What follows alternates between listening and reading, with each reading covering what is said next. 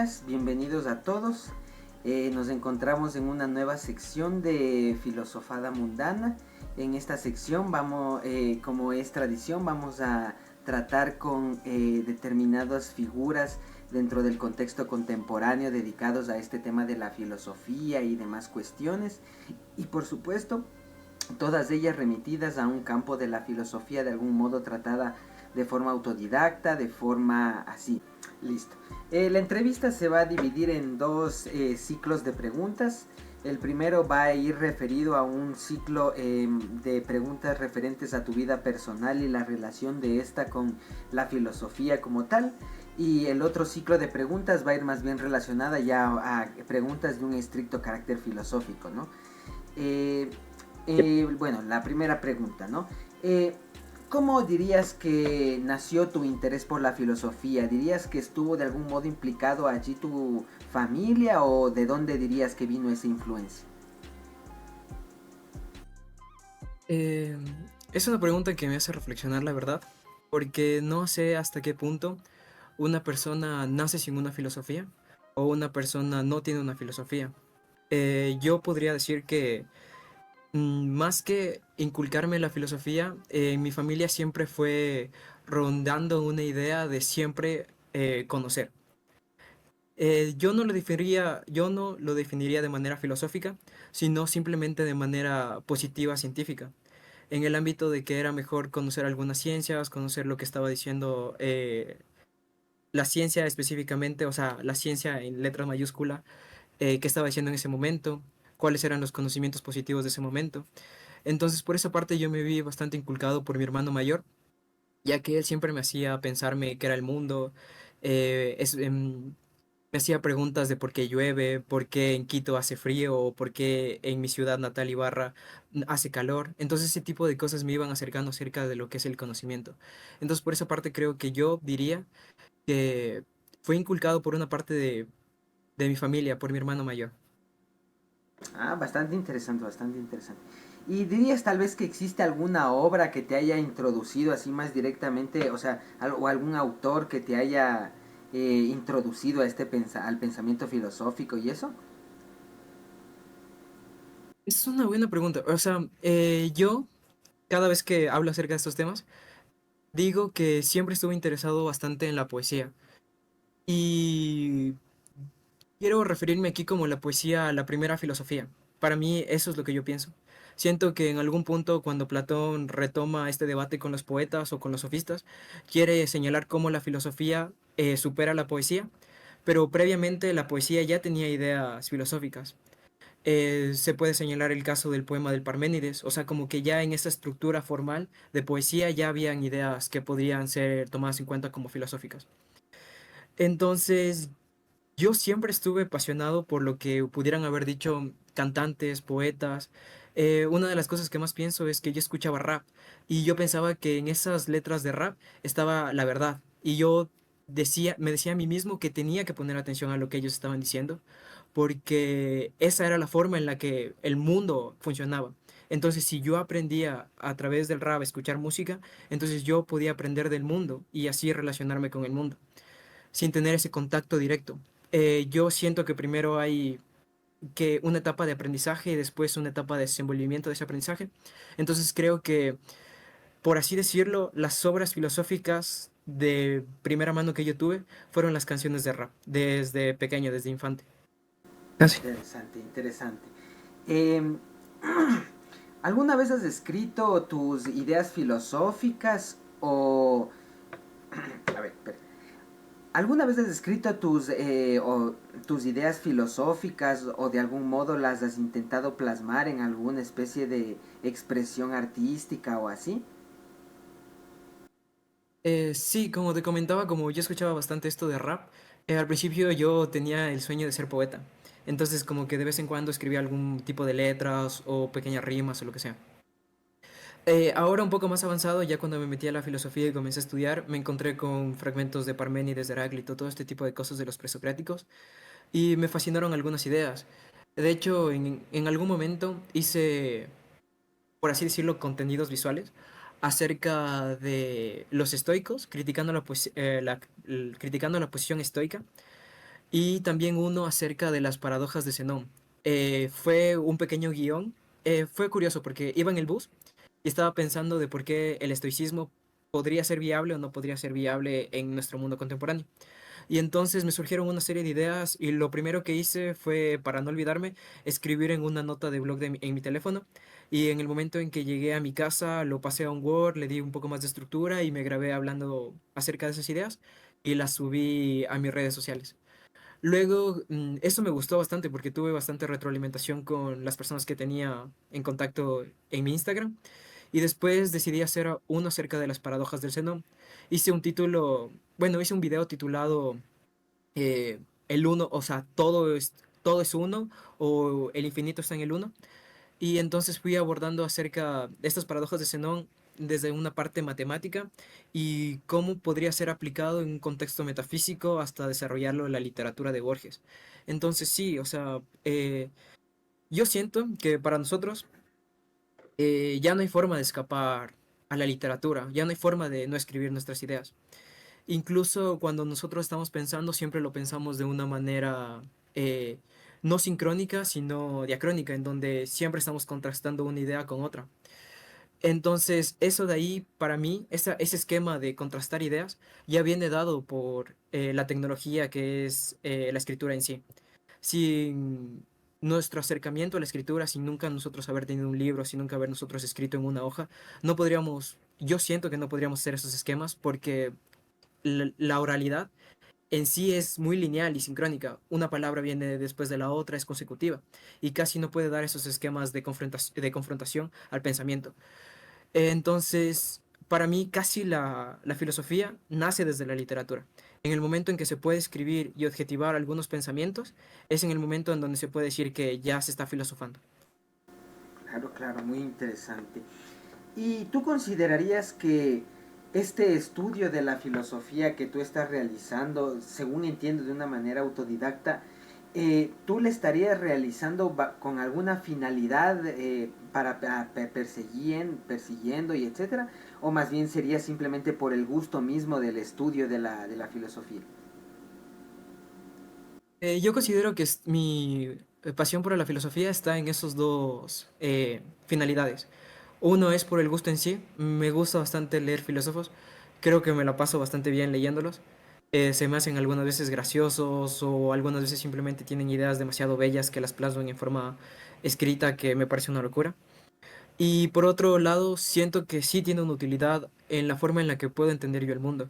Para mí la filosofía sirve como herramientas. Los filósofos crean conceptos o categorías para conocer el mundo y a través de esas categorías nosotros podemos interpretar y podemos hacer un panorama de interpretación a lo que nosotros creemos que es el mundo y cómo podemos movernos en él. Entonces yo diría que mi gusto hacia la filosofía es tanto como placer por las consecuencias que trae. Todo este tipo de cosas de pensamiento crítico es más, o sea, desde que estudio filosofía me ha ayudado a ser un poco más contemplativo en mis acciones. Pienso más en lo que debería ser, si lo que voy a hacer es bueno o malo. Me ayuda a relacionarme acerca de mi entorno, acerca de las ideas estéticas. También me ayuda a entender un poco más el panorama político de mi país. Creo que la filosofía es un gusto y a la vez una forma en la que puedo guiarme. Y precisamente sobre este tema del panorama del país a nivel contemporáneo y todo eso, claro, ¿tú consideras que la filosofía, basándote en tu experiencia y de tus círculos sociales y etcétera, claro, ¿consideras que la filosofía es algo que le interesa a las mayorías o consideras que es algo más bien relegado a unas ciertas minorías muy interesadas por estos temas? Eh, la respuesta fácil sería decir que no, que los que estudiamos filosofía somos muy pocos, de manera autodidacta y por la pasión que tenemos, pero yo creo que siempre hay una filosofía implicada en todo, y siento que esa filosofía es la filosofía del sentido común. Hay muchas ideas de diferentes filósofos que las personas van repitiendo sin saber quién las dijo, por qué las dijo, en el contexto que las dijo. Y entonces esa filosofía que se vuelve en el sentido común se vuelve la estructura en la que cualquier persona puede enunciar cualquier juicio. El hecho mismo de una democracia ya presupone la idea de una filosofía política. el hecho mismo de una filosofía basada en la argumentación o basada en la retórica ya presupone la lógica. Qué cosas se pueden decir y qué otras no, qué es verdadero, qué es falso, todo este tipo de cosas. El hecho de, yo siento que estamos viviendo en una época individual y creo que eso es una filosofía. Pensar que el ser humano es un individuo solamente y que no necesita del resto, ya en sí es una idea metafísica, ontológica y si quiere, de identidad personal. Presuponerte a ti mismo solamente como una sola persona sin interconexiones con el resto ya requiere de una serie de pensamientos y de conceptos y de categorías que vienen dadas por la filosofía. Pero esta filosofía está tan permeada dentro de el sentido común, como digo, que no se ve, que es casi invisible. Entonces, si nosotros pensamos cualquier otra filosofía que vaya en contra de ese sentido común, se vuelve bastante contraintuitiva para el resto de las personas. Y por eso siento que a los filósofos se nos ve como, a los filósofos se les ve como raros, pero en realidad, desde alguna forma, todos dicen ideas filosóficas. Claro, claro. Muy, muy interesante. En resumen, ¿tú cómo definirías propiamente tu filosofía personal, la filosofía que tú aplicarías para tu vida diaria? Mm, buena pregunta. Es que, por así decirlo, yo he tomado diferentes elementos, o sí, diferentes elementos de diferentes sistemas que han surgido a lo largo de la historia. El filósofo por el cual más estoy interesado en este momento es Platón, porque quiero seguir un seguimiento canónico, por así decirlo, de los clásicos de la filosofía. Pero a su vez también me han interesado otros filósofos, como por ejemplo la crítica de la razón pura de Kant. Me ha interesado el materialismo que se desarrolla en Marx y en Engels. Me ha interesado la crítica que hace Enrique Dussel acerca em, del eurocentrismo, de cómo ellos se creen que están ubicados en el centro del mundo y que ellos están hablando por el mundo. Entonces, yo siento que no tengo una filosofía como tal, como un sistema cerrado totalmente congruente, sino que voy cogiendo elementos de cada una de las filosofías que me va interesando a lo largo de mi estudio y después trato de complementarlos en una forma, en un bloque bastante congruente, pero se vuelve complicado en algún momento. Entonces, yo de esa manera me pienso como si fuera un dialéctico o la idea de Simploqué de Platón, en donde lo que hago en realidad es coger diferentes filosofías, ponerlas a dialogar y ver cómo esas diferentes relaciones entre estas filosofías te permiten dar un juicio acerca del mundo que pueda ser verdadero. Eso es lo que yo diría. Como tal, no tengo una filosofía totalmente cerrada. Listo, listo. Ahorita pasaríamos a la segunda parte de la entrevista, ¿no? Que sería este ciclo de preguntas más de un carácter ya filosófico como tal, ¿no? Y claro, el, según tengo entendido, claro, el filósofo con el cual tú tendrías mayor afinidad a nivel actual vendría a ser Platón, ¿no? Aparte de este otro filósofo, habría otro con el que tú tendrías más afinidad con tu pensamiento, o sea, con el que te identificarías más. Creo que uno de los filósofos que más me ha cautivado por cómo escribe es el existencialista Camus. Me gusta bastante el libro de Sísifo, me gusta El extranjero, me gusta la idea del absurdismo. Yo siento que las cosas sí tienen una razón, o sea, sí son cosas racionales. En el mundo real sí hay cosas racionales, pero siento que el intelecto humano llega a un punto en donde se siente limitado acerca de su conocimiento que puede tener acerca del mundo. Y entonces, en ese punto, ya todas las cosas que nosotros podríamos volver interpretar se nos hace absurdas. Y yo siento que esa es la filosofía que más me atrae, el absurdismo, en el sentido de que no a todas las cosas que te pasan a ti puedes encontrarle una razón lógica causal de por qué te ha pasado a ti y no a otra cosa.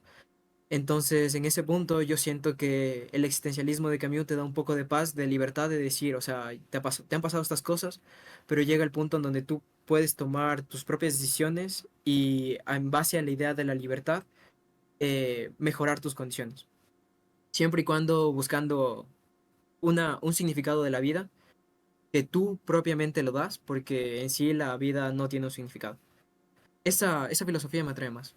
Claro, tú decías hace poco que, claro, considerabas que la filosofía de algún modo es como que está extendida por un montón de ramas del saber, un montón de el sentido común, ¿no? Y que muchas personas no se darían cuenta de que trabajan dentro de estas ideas filosóficas, ¿no? Ahora, ¿tú consideras que o cómo consideras que afectarían a las personas el hecho de darse cuenta de que de algún modo están siendo influenciados por un determinado sistema filosófico u otro y no se dan cuenta de ello? ¿De qué modo tú crees que afectaría esto a la persona?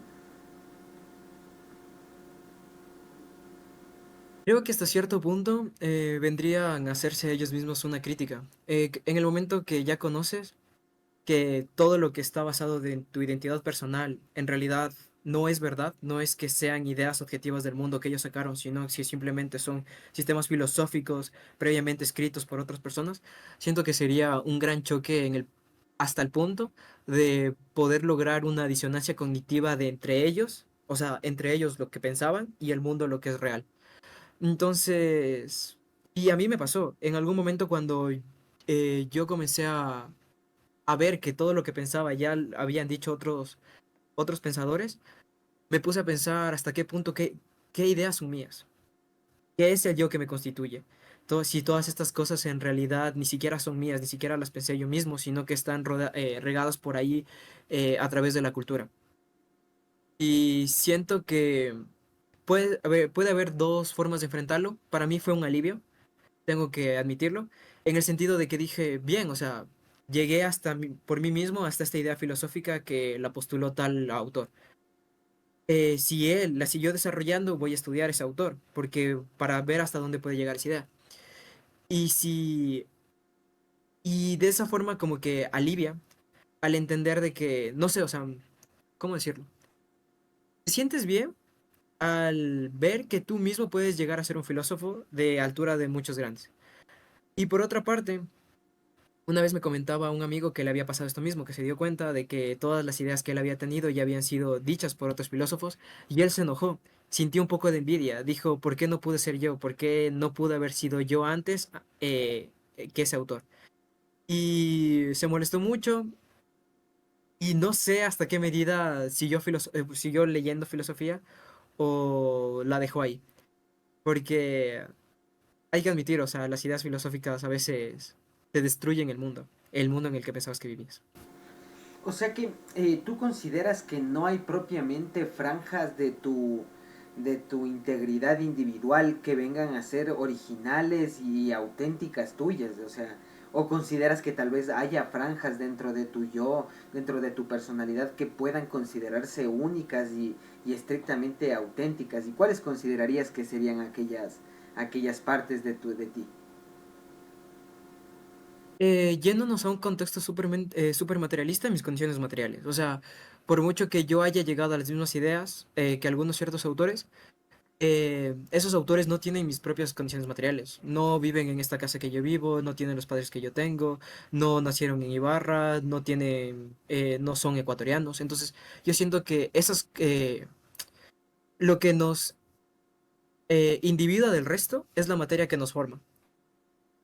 Eh, sí, o sea, para mí el principio de individuación es la materia en sí. Interesante, interesante.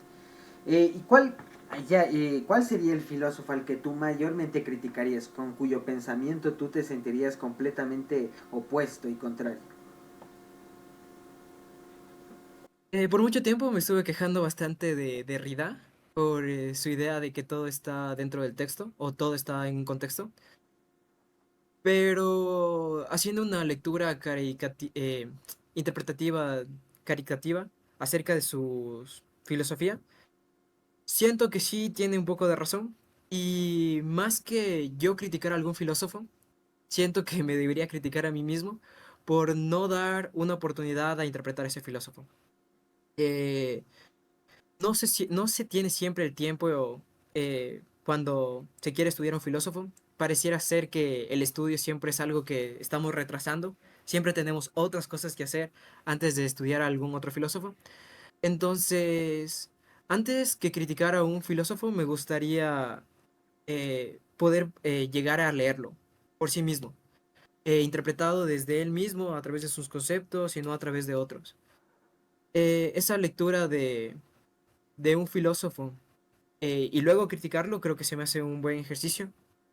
Y hasta ahora yo no, o sea, sí hay ideas con las que choco bastante con algunos otros filósofos. Por ejemplo, Hegel tiene algunas ideas que a mí me perturban un poco, pero de nuevo, no lo he leído. Y todo lo que me llega de Hegel es a través de lo que he escuchado a través de otros autores. Entonces, capaz, si lo leo propiamente a Hegel, diría, no, es que dentro de sus ideas, dentro de su historia, dentro de su filosofía, todo lo que está diciendo tiene mucho sentido. De ahí, no me criticaría a un filósofo en concreto, pero criticaría a una forma de ser filosofía. Siento que en el modernismo y los postestructuralistas eh, lo hicieron todo muy complejo. Escribieron de una manera demasiado entrevesada, con conceptos demasiado raros. A veces cogían conceptos científicos y lo ponían en su filosofía sin entender muy bien qué estaba diciéndose tal científico. Y esa no creo que es la forma de hacer filosofía. Creo que una filosofía tiene que estar de manera cerrada, argumentalmente lógica, y que tiene que estar basado en que todo lo que está escrito ahí pueda ser entendido por el propio escrito y tenga que estar expuesto de la mayor claridad posible. Entonces, eso. Pero ¿no consideras que de algún modo la filosofía, para precisamente tal vez no recaer en metafísica y volverse tal vez una teología o una mitología, necesariamente debe de algún modo retomar ciertas metodologías propias de las ciencias y de las como la física o la matemática? Sí, totalmente de acuerdo, pero siento que si un filósofo tiene que hacer eso, tiene que empaparse bien de esa ciencia. No vale coger solamente el concepto de autopoiesis y aplicarlo a tu filosofía sin entender qué es la autopoiesis en sí. No vale coger las nuevas teorías de la neurociencia, aplicarlo en tu filosofía del psicoanálisis y decir, mira, yo tengo la razón y la neurociencia me está diciendo esto, cuando en realidad no se está entendiendo muy bien lo que dice esa ciencia. Y lo mismo pasa a los científicos. Los científicos utilizan palabras en su sentido, pero en realidad tendrían que rectificar la forma en la que están hablando ellos, porque estas ideas ya vienen dadas por otros filósofos. Un caso muy señalado, por ejemplo, es la teoría de la relatividad de Einstein. Cuando Einstein dice que eh, su teoría es relativa, podría haber un fallo en cómo entendemos ese concepto relativo, porque relativo siempre es midiendo, entendiendo que hay un sujeto y el sujeto experimenta una realidad de alguna forma, y luego hay otro sujeto que experimenta la realidad desde su punto de vista. Pero esto vendría a pensar que la teoría de Einstein es subjetivista, cuando en realidad la teoría de Einstein es materialista. A lo que Einstein pone el lugar relativo a la velocidad de la luz, pone que todo es relativo mediante eso. O sea, todas las demás cosas que se mueven bajo el concepto y parámetro constante de la velocidad de la luz. Es bastante materialista si nos ponemos a pensar. Igual, o sea, otras teorías que se podrían criticar es la interpretación de Copenhague de la física cuántica, que también vuelve a ser demasiado subjetivista, cuando en realidad ellos lo que querían transmitir es que la idea del electrón es material. No es que el electrón aparece mediante el sujeto, no es que el sujeto ve y el electrón aparece, sino que el electrón tiene una función de onda que colapsa en un cierto punto, que a la final eso tiende a ser material. Y si se interpreta mal estas teorías científicas, alguien podría decir, no, es que la relatividad dice que todo es subjetivo. La teoría de la relatividad de Einstein dice que todo es subjetivo. La interpretación de Copenhague de física cuántica dice que todo depende del observador. Pero en realidad esas teorías son demasiado materialistas. Entonces siento que tiene que haber un diálogo mutuo entre la filosofía y la ciencia para ambos entender acerca de lo que están hablando y acerca de qué preconceptos metafísicos los científicos están utilizando a la hora de interpretar sus teorías científicas. O sea, ¿tú no consideras que pueda ser posible una filosofía sin ciencia? ¿O si consideras que puede un filósofo hacer filosofía sin ninguna formación científica? Sí, o sea, el caso señalado es Wittgenstein. Eh, aquí estoy tomando en cuenta que la lógica no es una ciencia, ciencia en el sentido positivista de la física y de la química y todo ese tipo de cosas, pero Wittgenstein a través de la lógica desarrolló todos sus tratatus filosóficos, tratatus lógicos filosóficos, y todo lo que dice es acerca de, todo se despliega a través de argumentos lógicos. Si tal cosa, tal cosa, tal cosa, tal cosa, entonces esto. Y él, según tengo entendido, no había estudiado ni en la universidad ni había estudiado ninguna ciencia. Entonces sí, o sea, sí puede haber una filosofía propiamente no científica o que no ponga atención a la ciencia, pero cuando ya pasamos a hablar acerca de filosofía de la ciencia, ya tiene que haber un diálogo.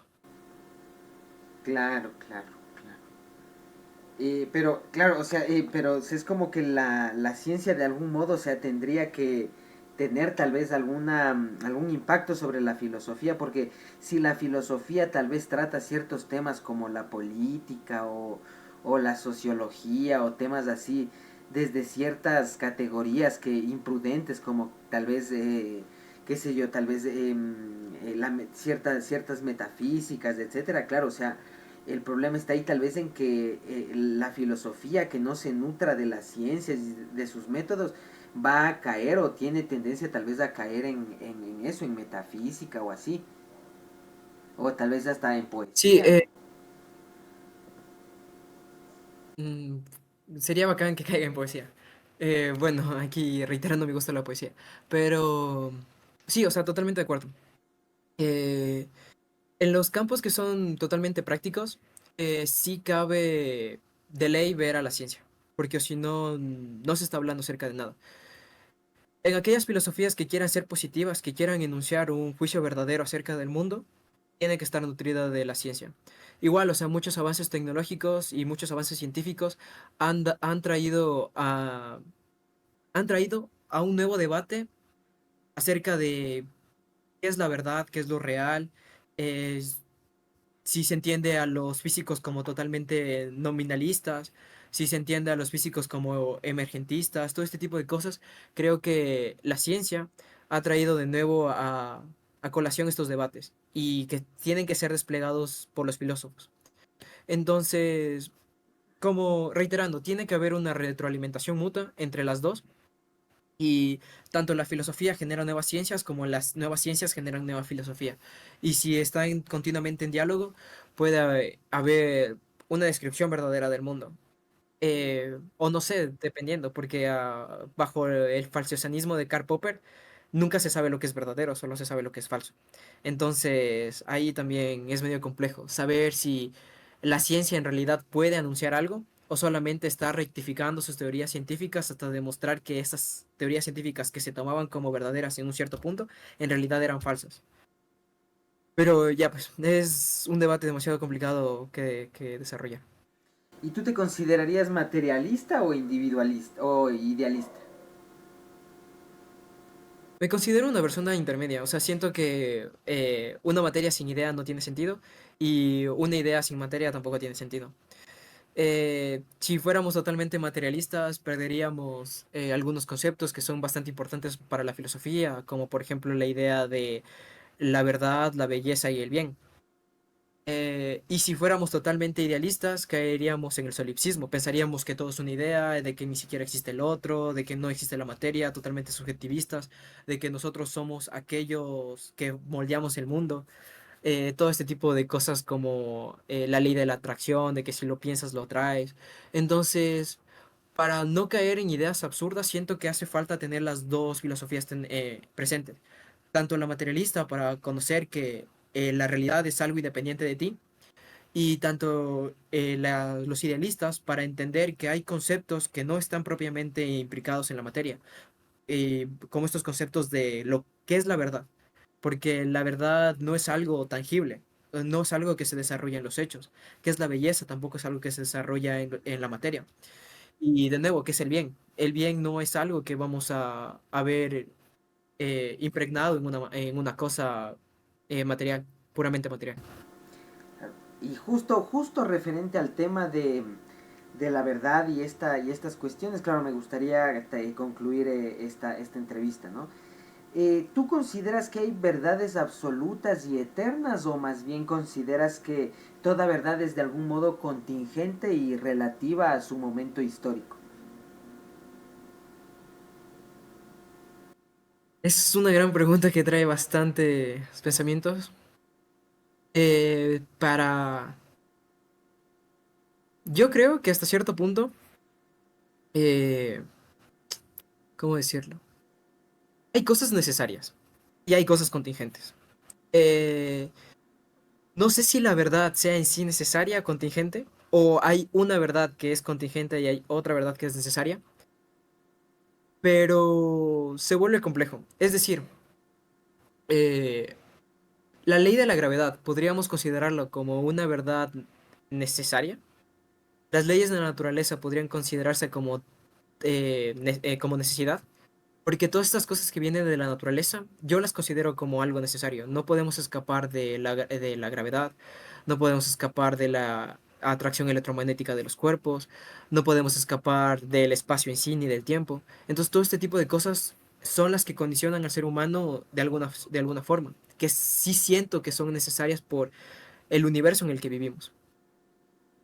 De ahí, pasándonos a un tema de si la verdad podría ser contingente, la ética, señalada por muchos autores, como por ejemplo Nietzsche, se desarrolla a través de de los contextos históricos que estaban en la época. Lo que era bueno o virtuoso en una época, por ejemplo en la antigua Grecia, no va a ser igual que para nosotros. Nosotros ya no vamos por ahí conquistando, robándonos a Helena o quemando Troya, sino que nosotros entendemos que hay otras formas de lidiar éticamente con esos conflictos. Nosotros ya no tenemos las virtudes cardinales que tienen los griegos, sino que nosotros consideramos otros valores. Entonces siento que en ese punto, ese momento de verdad es contingente. Pero cuando hablamos de contingencia, creo que es algo que, por así decirlo, se desarrolla. Y siento que la verdad, por su propia etimología, que es aletheia, por el concepto griego de verdad que es aletheia, es un desvelamiento, un descubrimiento, que siempre estuvo ahí. Entonces, considero que la verdad, escrita con V mayúscula, podría considerarse necesaria, pero me trae bastantes problemas enunciar eso. Y también creo que podría haber un diálogo entre lo que, o sea, deberíamos pensar si la necesidad es contingente o las contingencias son necesarias, que ya es otro gran tema. Y en ese punto yo me inclino al lado de que las verdades son contingentes, las necesidades son contingentes. Llega un punto que se desarrolla la historia en donde eso pasó por pura casualidad, pero en el punto que ocurre eso, ya es necesario que sea así y no hay de otra forma. Entonces eso, considero que a la final la idea de lo que es necesario y lo que es contingente no están tan separadas como nosotros pensamos, que hay una posibilidad de que la necesidad sea contingente y de que hay alguna posibilidad de que las contingencias sean necesarias. Listo. Y una pequeña disquisición como para agregar tal vez un poco a este mapa que se realice sobre tu pensamiento y eso. En resumen, ¿cómo te definirías tú a nivel político y religioso? Puedes empezar por la Religioso, religión. agnóstico. Ah, agnóstico. Y Ah, sí. Eh, siento que es una gran pregunta que a la final a los humanos no nos da el tiempo de responder.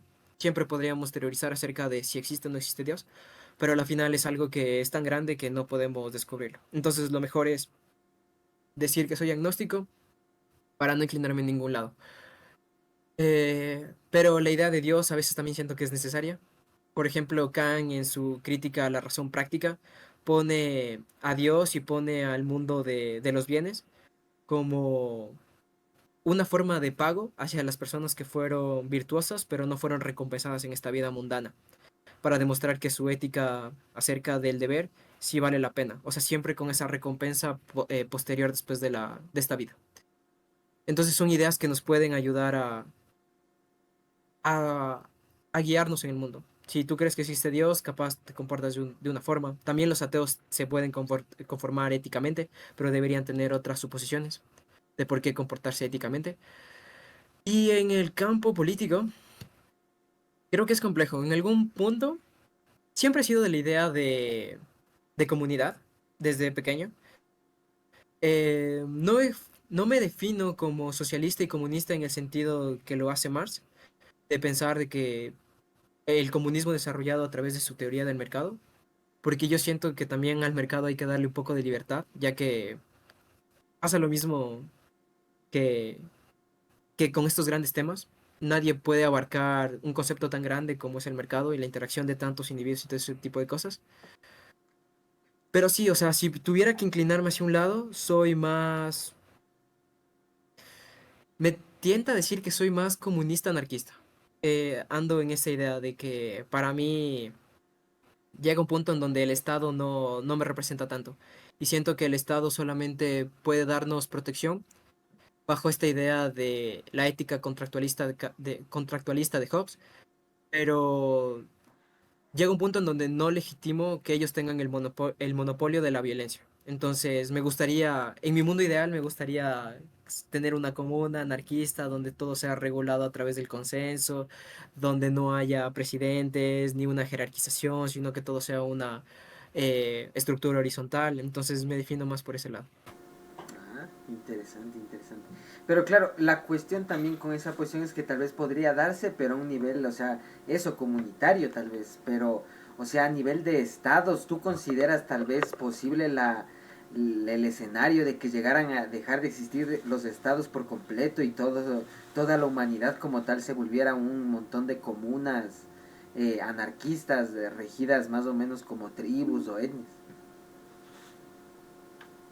Em, es una pregunta. Muchos autores señalan de que el Estado es necesario. O sea, este nivel de infraestructura tan grande como nosotros ahora tenemos, no podría darse en unas comunas las comunas deberían ser reducidas. No podrían abarcar a tantos sujetos como lo hace un Estado. Para algunas obras sociales es necesario el Estado, porque si no, no nos podríamos poner en consenso. Entonces ahí el Estado entra como mediador o de hecho como decidor de unas ciertas posturas. En el mundo, siento que no podría haber la posibilidad de un mundo sin estados. Siento que el Estado hasta cierto punto, desde mi punto de vista, desde mi paradigma del contexto histórico político, siento que no, o sea, el Estado hasta cierto punto sí es bastante necesario. Pero sí, o sea, muchas veces no estamos de acuerdo con nuestro Estado. Este es el caso de los libertarios. No me acuerdo el nombre, pero un libertario decía que no pagaba impuestos porque él no estaba de acuerdo que esos impuestos fueran pagados, fueran utilizados para comprar armas para hacer una guerra en Vietnam. Entonces, ese tipo de cosas no estoy de acuerdo. O sea, ¿qué pasa cuando yo no, eh, yo le siento a mi amigo, o yo tengo un amigo que es de otro estado y de repente esos estados entran en guerra? Es como si yo como parte de ecuatoriano tendría que estar con todos los peruanos en guerra. Pero siento que eso no debería ser así. Hay que dar un espacio, hay que extraernos a veces del mundo. Hay una frase que decía que yo por contingencia soy ecuatoriano, pero por necesidad soy ser humano. Entonces, a mí me importa más la idea de ser un ser humano que el hecho de ser perteneciente de un estado en particular. Listo, listo, muy interesante. Listo, muchas gracias por tu tiempo, Paul. Esto ha sido todo. Te agradezco por, ya digo, por tu tiempo, por haberte tomado este espacio para entregarnos así toda la información que tienes, toda tu sabiduría. Entonces, eso sería todo. Si tal vez quieres añadir un poco más, tal vez. Sí, un comentario. Yo estoy desarrollando, por así decirlo, un curso de filosofía acerca de Platón. Es un curso de filosofía no académico. De hecho, es bastante... trato de, por así decirlo, abarcar el contexto en que se desarrolla Platón, por qué escribe sus ideas, quiénes fueron sus amigos que le ayudaron a escribir estos diálogos, qué sucede en el contexto de la academia, qué pasó en la Atenas alrededor de la muerte de Sócrates. Ese tipo de cosas trato de abarcar en este curso, dando una mirada. de gran alcance, por así decirlo, una mirada de pájaro a todo este concepto que es la filosofía de Platón. Y eso, me gustaría anunciar que estoy preparando ese curso. Si tienen interés de conocer acerca de lo que es Platón, me encantaría que yo pueda ayudarles con ello. Listo, listo. Entonces ya estaré dejando las redes por donde puedan contactar a Paul en la sección de abajo para que puedan entrar en contacto con él. Y eso ha sido todo. Les agradezco igualmente a todos ustedes por haberse quedado aquí hasta el final. Y será en una próxima ocasión Filosofada Mundana.